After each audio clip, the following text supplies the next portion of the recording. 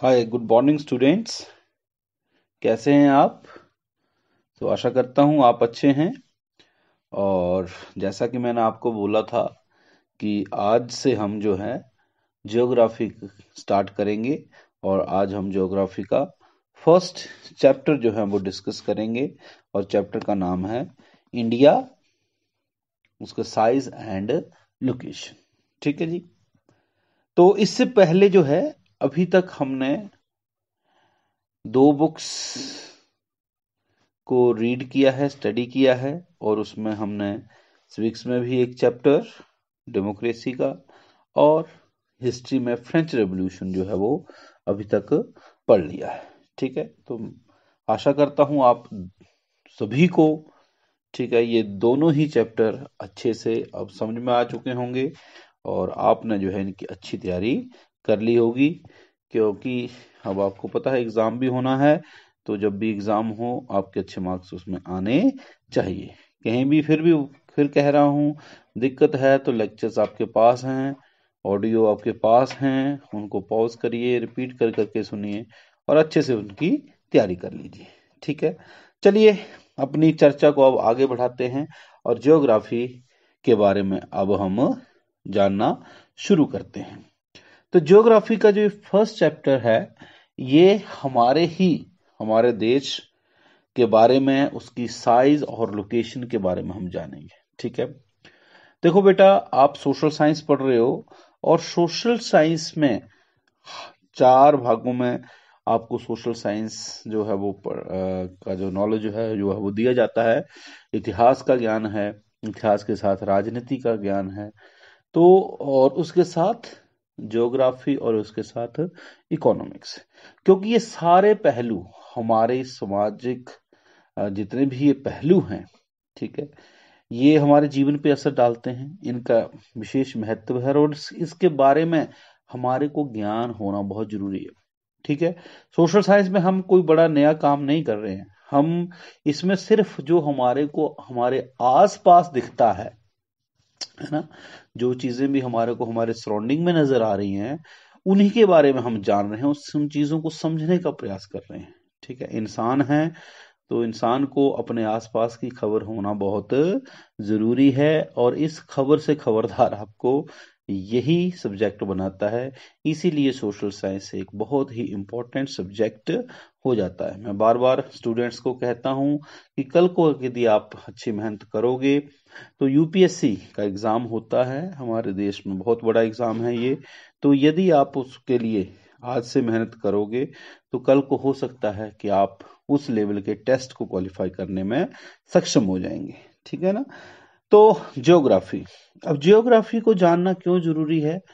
क्योंकि ज्योग्राफी का प्रभाव भी हमारी सराउंडिंग के बारे में यदि हमारे को नॉलेज होगा तो ठीक है, तभी हम अपने आप को बेहतर रूप से एडजस्ट कर पाएंगे, हम जान पाएंगे।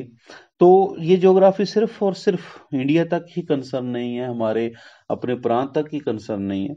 जैसे जैसे आपकी क्लासेस बढ़ती जाएंगी आपका नॉलेज बढ़ता जाएगा, आपको जो है वो विश्व तक की बातें जो है वो इसके माध्यम से समझनी है। लेकिन अभी आप छोटे हैं तो हम बात अपने देश से ही करेंगे।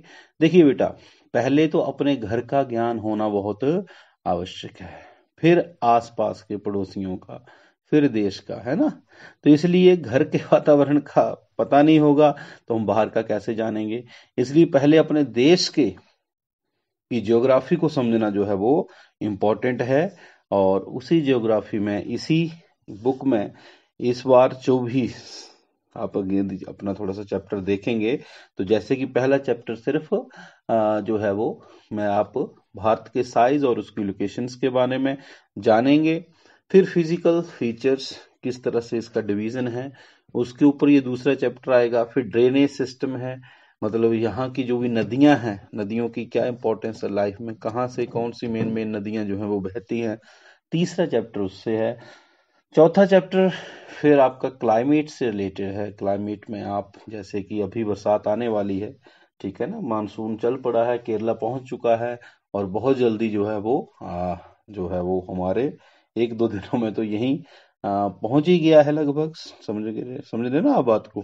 तो 8 तारीख से तो नॉर्थ में इसका बता दिया गया है, बारिशें शुरू हो जाएंगी।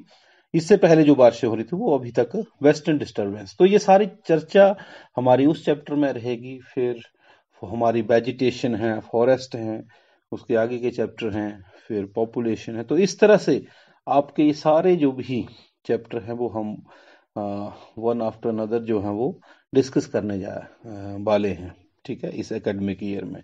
तो चलो ज्यादा ना बात करते हुए हम बात करेंगे साइज एंड लोकेशन। देखिए बेटा, इसको अच्छे से समझने के लिए सबसे पहले तो आपको ग्लोब, क्योंकि हम धरती को किसके माध्यम से समझते हैं, ग्लोब के माध्यम से। सिक्स्थ का टॉपिक उठा रहा हूं अब, ठीक है ना, छोटी क्लास में आप समझ चुके हैं। तो हम धरती को जानते हैं ग्लोब। अब ग्लोब क्या होता है, सबको पता है ना। ग्लोब क्या है, miniature form of the earth, एक छोटा रूप जिसके माध्यम से हम अर्थ को समझने का प्रयास करते हैं, ठीक है। एक मॉडल सा बनाया हुआ, मॉडल ऑफ द अर्थ भी कह देते हैं हम सिंपल, कि उसके माध्यम से हम अर्थ को स्टडी करते हैं कि कौन कहां पर किस प्रकार से, ठीक है। तो यदि हम इसको अब ग्लोब को स्टडी करें, तो आपने कभी ग्लोब देखा होगा, देखा है कि नहीं, छोटी क्लासेस में देखा होगा। आपने नहीं देखा है तो लाइब्रेरी में है, जब क्लासेस लगेंगे फिर से देख लेंगे। वैसे ऐसा तो संभव है ही नहीं है, ठीक है जी। फिर भी कोई बोल सकता है, कई बार दूसरे स्कूल से कोई आता है, जी हम नहीं देखा है, तो आप हमारे को बताना, उसमें हम आपको दिखाएंगे, जरूर दिखाएंगे। लेकिन आप देख चुके हैं सब कुछ। और उसके ऊपर आप ग्लोब जब आप देखते हो तो उसके ऊपर आपको कॉन्टिनेंट्स नजर आते हैं। उन कॉन्टिनेंट्स को अच्छे से समझने के लिए क्या है, उसके ऊपर कुछ लाइंस नजर आती हैं, जिनको हम लैटिट्यूड्स और लॉन्जिट्यूड्स के नाम से जानते हैं। लैटिट्यूड्स लॉन्जिट्यूड्स की डेफिनेशंस भी हम 6th स्टैंडर्ड से ही करते आ रहे हैं, ठीक है। फिर भी मैं आपको इसके बारे में हल्का बताऊंगा। लेकिन अभी मैं बात लगा करने की, यदि हम ग्लोब के ऊपर या धरती के ऊपर देखें तो हमारी धरती के जो है वो 7 बड़े लैंडमास हैं, ठीक है ना, जिनको हम कॉन्टिनेंट्स कहते हैं, महाद्वीप। तो 7 लैंड मास में ये धरती है, और उन कॉन्टिनेंट्स जिसको हम कॉन्टिनेंट्स के नाम से जानते हैं, तो ये 7 कॉन्टिनेंट्स के नाम क्या क्या हैं। हाँ जी, हम अपने से शुरू करते हैं। हमारा भारत जो है वो किस में आता है, एशिया में आता है। यदि आप इस फिगर पे देखिए, अपनी बुक खोलिए, और ये पेज नंबर है, फर्स्ट ही होगा ये, फिर भी मैं देख लेता हूं जो मुझे नजर आ रहा है। हाँ, फर्स्ट ही है, ठीक है। तो इसी पे एक ग्लोब का एक थोड़ा सा रूप आपको दिख रहा है। इंडिया तो आपको पता ही है, इंडिया कैसा दिख रहा है, पीले रंग में ये इंडिया दिख रहा है मेरे को यहाँ पर, ठीक है। इंडिया का कितना प्यारा मतलब एक मैप है, मुझे तो बहुत अच्छा लगता है। आपको अपना नजरिया है, लेकिन इंडिया एक यूनिक ही है, देखो है ना, किस प्रकार से हमारा टुकड़ा कटा हुआ है। तो इंडिया मतलब इंडिया इज इन एशिया, पता है आप सभी को। एशिया के साथ लेफ्ट साइड में देखिए यूरोप, इकट्ठा यूरोप और एशिया को क्या बोल देते हैं, यूरेशिया, छोटी क्लासों में पढ़ चुके हो आप। इसके ठीक नीचे अफ्रीका, ऊपर देखिए नॉर्थ अमेरिका, नीचे साउथ अमेरिका। और इसके साथ इंडिया के दूसरी तरफ आ जाइए नीचे, तो आपको ऑस्ट्रेलिया नजर आता है, और सबसे नीचे एंटार्क्टिका, जहां पर क्या है, बर्फ है। तो इस तरह से ये हमारे लैंड मास हैं, ठीक है जी, ग्लोब के ऊपर। और इंडिया, अब जैसे कि मैंने आपको बताया कि इसमें 2 लाइनें आपको दिखती हैं, ठीक है ना। 2 लाइनें कैसी हैं, एक लाइनें तो हैं सीधी सीधी लेटी हुई, एक तरह के सर्कल हैं ये, अगर ग्लोब पे देखें, यहां तो इसने एक्सपेंड कर दिया है ना इसको, ठीक है।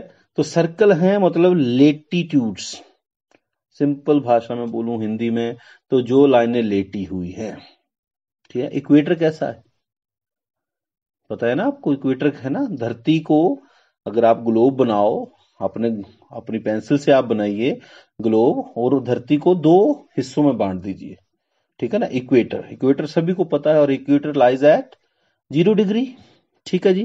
तो इस प्रकार से इक्वेटर धरती को 2 भागों में बांटता है। ऊपर वाले भाग को हम इंग्लिश में कहते हैं नदर्न हेमिस्फीयर, ऊपर का नॉर्थ, नीचे का सदर्न, ठीक है, northern hemisphere and southern hemisphere, ठीक है जी।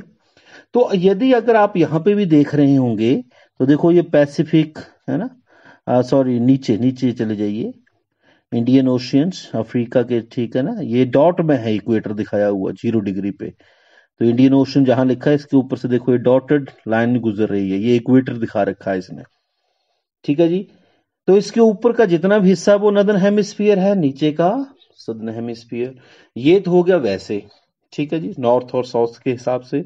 लेकिन ईस्ट और वेस्ट के हिसाब से भी देखें तो यहीं पर एक लाइन ग्रीनविच मेरिडियन आपने सुना होगा, प्राइम मेरिडियन, 6th क्लास में पढ़ा है हमने। मेरिडियंस, मेरिडियन किसको कहते हैं? ये जो ऊपर से लाइनें नीचे आ रही हैं ये क्या है आपके? मेरिडियंस हैं, ठीक है ना। हाँ, तो इसमें भी डॉटेड लाइन एक दिखा रखी है, ये प्राइम मेरिडियन है, ये भी 0 डिग्री पे ही है कि नहीं? दिख रहा है, ठीक है। अब इस प्राइम मेरिडियन से हम किस तरफ हैं? इंडिया किस तरफ है? ईस्ट की तरफ है। तो इसलिए जो भी अब हम लैटिट्यूड और लॉन्जिट्यूड्स के बारे में पढ़ेंगे उसमें इंडिया के साथ क्या लगेगा? ईस्ट लगेगा, ठीक है ना। और जितने भी इस प्राइम मेरिडियन से वेस्ट में होते हैं उनके साथ वेस्ट लगाया जाता है, ठीक है। इतनी बात क्लियर है। तो अभी हम इंडिया के साइज लोकेशंस के बारे में पढ़ेंगे। तो चलो फटाफट मैं थोड़ा सा रीड कर देता हूं, आप इसको पढ़िएगा, साथ के साथ समझते भी जाइए। अब हाँ, चलो पहले थोड़ा सा स्टार्ट ले लेते हैं। देखिए जरा किताब पे ऊपर क्या लिखा है। कहता है India is one of the ancient civilisations in the world. It has achieved multifaceted socio-economic progress during the last 5 decades. It has moved forward, displaying remarkable progress in the field of agriculture, industry, technology, and overall economic development. India has also contributed significantly to making of world history. तो सीधी सी बात है कि जितनी भी सभ्यताएं आई हैं उनमें से भारत की जो सभ्यता है वो एक प्राचीन सभ्यता है। और इसमें भारत ने पिछले डेकेड्स, 5 डेकेड्स लिखा है, दशक, एक decades means equal to 10 year. तो पिछले अगर 50 वर्षों, 5 डेकेड में 50 वर्षों की बात करें तो भारत में हर पहलू से, हर नजरिए से, चाहे वो सामाजिक आधार है, उसका आर्थिक आधार है, उसमें जो है वो एक प्रोग्रेस देखने को मिली है। और ये प्रोग्रेस आज एक एक बड़े ही रिमार्केबल तरीके से, एक बड़े ही प्रशंसनीय तरीके से हम देख पा रहे हैं कि हर फील्ड में जुड़ी हुई है, चाहे वो एग्रीकल्चर की फील्ड है, इंडस्ट्री है, उद्योग है, हमारे टेक्नोलॉजी में है, इकोनॉमिक डेवलपमेंट में है, पैसे में है। आज हर क्षेत्र में भारत जो है वो उन्नति करता ही जा रहा है, ठीक है। और इसके लिए हम देखते हैं कि भारत का इतिहास बहुत कुछ है। देखिए आजादी से पहले तो हम कुछ नहीं थे, तो एक थोड़ी सी बात है, लेकिन हम बात अब ज्योग्राफी की करेंगे, भारत की लोकेशंस के बारे में हम समझेंगे। तो आइए फटाफट इसी पॉइंट को पकड़ते हैं। कहता लोकेशन, ये इंपॉर्टेंट है और ये आपको याद करना है, ठीक है। लोकेशन आपसे कोई भी पूछे, कहता है India is a vast country lying entirely in the northern hemisphere. Equator से कहां पर हैं हम? नॉर्थ में है, इसलिए नदर्न हेमिस्फीयर, ऊपर के हिस्से को नदर्न हेमिस्फीयर, नीचे को इक्वेटर से नीचे सदर्न हेमिस्फीयर। लेकिन इंडिया कहां है? Northern hemisphere. नोट कर लिया point. The main land x tends between, अब देखो ये जो लैंड है ये लैटिट्यूड्स के हिसाब से इक्वेटर से ऊपर, जैसे श्रीलंका के पास से अगर आप इसको एक लाइन देखें तो इक्वेटर देखो 0 से शुरू होते हैं, ये लाइन है इक्वेटर की, 0 से शुरू हुई, कहां तक गई? ऊपर नॉर्थ पोल है 90 डिग्री तक, कई नहीं लिखी है इसने, लेकिन ये 0 1 2 3 करके 90 तक जाता है। इसी तरह से नीचे तक जाती है, ठीक है। ऊपर में नॉर्थ लगता है, नीचे में साउथ। तो भारत की अगर बाउंड्री जो है वो एग्जैक्टली आपको याद रखना है, इसको पढ़ते हैं हम 8 डिग्री 4 मिनट नॉर्थ। क्या पढ़ेंगे बेटा? 8 डिग्री 4 मिनट नॉर्थ से शुरू होती है और कहां तक जाती है? 37 degree 6 minute north. And longitudes हैं इसके, देखो लॉन्जिट्यूड्स ऊपर से नीचे, मतलब गुजरात से लेकर अरुणाचल प्रदेश का एंड देखिए, ठीक है, दिख रहा है। तो ये है आपका longitude 68 degree 7 minute east to 97 degree 25 minute east, ठीक है। इतना आप याद करें, बाकी मैं आपको समझाता चलूंगा। दूसरी बात, इक्वेटर के बाद इंपॉर्टेंट लैटिट्यूड्स में आपने ऊपर ट्रॉपिक ऑफ कैंसर पढ़ा होगा, जो भारत को 2 हिस्सों में बांटता है, और नीचे ही आती है tropic of Capricorn. 23.5 degree north. Sixth का कंसेप्ट है ये सारा। इसको हाफ को 30 मिनट्स भी लिख देते हैं, ठीक है। तो कहता था ट्रॉपिक ऑफ कैंसर जो लाइज करती है 23 डिग्री 30 मिनट नॉर्थ पर इसको, ठीक है, divides the country into almost 2 equal parts. इसको 23.5 डिग्री नॉर्थ भी लिख देते हैं, ठीक है। Divides the country into almost 2 parts, to south east and south west of the mainland. अगर हम इसके साउथ ईस्ट, साउथ कहाँ होता है नीचे, उसके ईस्ट में जाएं या फिर साउथ के वेस्ट में जाएं, मेनलैंड जो भी हमारे को दिख रही है भारत की बाउंड्री, तो हम क्या देखते हैं कि साउथ ईस्ट में तो है अंडमान निकोबार आइलैंड, पता है आपको 2 आइलैंड हैं, और लेफ्ट में साउथ वेस्ट में क्या है, लक्षद्वीप आइलैंड, जो कि अब लाइन इसने इकट्ठी लिखी है, कंफ्यूज मत होना, मतलब अंडमान एंड निकोबार आइलैंड कहां पर हैं, इन बे ऑफ बंगाल, और दूसरा कहां पर है, इन अरेबियन सी। आप कहता ये चीजें एटलस पे भी देख सकते हैं। बात समझ में आई, आ गई? हाँ, तो देखो ये चीज यहां तक आपको अच्छे से याद कर लेनी है, ठीक है। तो आज के लिए ज्यादा नहीं, ये कॉन्टिनेंट्स हैं, ठीक है, ये आपको नाम पता होने चाहिए, भारत की लोकेशन आपको ढंग से समझ आना चाहिए। ग्लोब को देखिए, एक काम मैं और दे रहा हूं, एक सिंपल लाइन में बता देता हूं, भारत विश्व में क्या है, एज पर साइज जो है वो 7वीं बड़ी कंट्री है। अब इस फिगर को, इस इन नाम ये आपको पेज नंबर 2 पे मिलेंगे। सबसे पहले सबसे बड़ा जो कंट्री है पूरे विश्व में वो रशिया है, फिर कनाडा है, यूएसए है, चाइना है, फिर ब्राजील है, ऑस्ट्रेलिया है, और फिर इंडिया है। तो ये एटलीस्ट जो बुक में आपके नाम दिए हैं, आपको और भी पता होने चाहिए, पूरी लिस्ट आप गूगल पे जाके देख सकते हैं, लेकिन जो बुक के अनुसार है वो क्वेश्चन आपसे पूछे जा सकते हैं। और ये जितना भी ऊपर क्षेत्रफल लिखा हुआ है, एरिया इन स्क्वायर किलोमीटर में लिखा हुआ है, ठीक है ना, तो ये आप देख लेना। तो इस हिसाब से भारत 7वें नंबर पर है। हम क्वेश्चन घुमा के पूछ लेते हैं, चौथे पे कौन है, 5वें पे कौन है, छठे पे कौन है, एमसीक्यू बना देते हैं, फिल इन द ब्लैंक्स बना देते हैं, बहुत तरह से क्वेश्चंस आपसे पूछ ली जाते हैं। तो एक अच्छे प्रकार से आप नॉलेज तो इसको कर लेना, बाकी डिस्कशन बाद में करूंगा। और इसको देख लो आप, और नेक्स्ट पे ये मैंने आपको दिया भी है बनाने के लिए, फिगर 1.3। इसमें आप देखिए, अगर हम भारत की जो 8 डिग्री 4 मिनट दिख रहा है ना नीचे, यहां से शुरू होता है और 37 डिग्री 6 मिनट तक जाता है, और इसी तरह से यहां नॉर्थ लगेगा, पर इसने नॉर्थन लिखा है, आप नॉर्थ लिख लेना दोनों के साथ, और इसके साथ 68 डिग्री 7 मिनट इसके साथ ईस्ट लगता है, क्योंकि हम ईस्टर्न हेमिस्फीयर में हैं, 297 डिग्री 25 मिनट ईस्ट, ठीक है। तो ये चीज आप अपने जो मैप मैंने आपको दिया उसमें भी लिख लेना, वैसे भी आपको ये लिखना ही लिखना है, भूलना नहीं है, ठीक है ना। तो फिलहाल मैंने आपको ये इतना ही समझाया है, और ये भी साथ के साथ आपको याद हो जाने चाहिए, और बाकी की चर्चा अब हम नेक्स्ट इसमें करेंगे, इसके साइज के बारे में जानेंगे, और बाकी बातें अब नेक्स्ट, ठीक है जी। Till then stay healthy, stay safe, और ज्योग्राफी है इंटरेस्ट के साथ करिए, बहुत सारी बातें आगे चल के निकलती जाएंगी, आपको मजा आने वाला है, ठीक है जी। Thank you very much, thanks.